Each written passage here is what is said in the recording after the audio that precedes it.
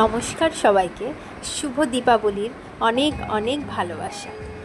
তো আজ আমার মায়ের পুজো। তো প্রতি বছরের মতো এবছরও মাকে আনতে চলে গেছি। খালি মণ্ডপটা দেখে ভিডিওটা শুরু করলাম। এই যে আমাদের মাকে আনতে যাওয়ার সৌভাগ্য প্রত্যেক বছরই আমার হয়।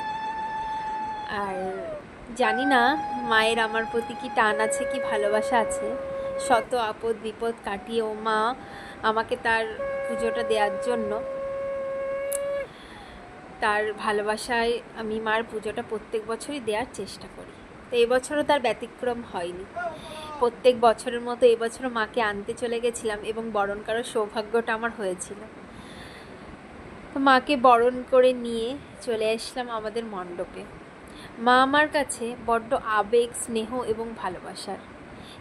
আজ থেকে প্রায় 15 বছর আগে এই মা আমাদের জীবনে এসেছিলেন, আমার জীবনে এসেছিলেন। তার প্রতি শ্রদ্ধা, ভালোবাসা আমার জন্মাতে শুরু করলো। তার ভালোবাসায় তার প্রতি বিশ্বাস জন্মাতে শুরু করলো।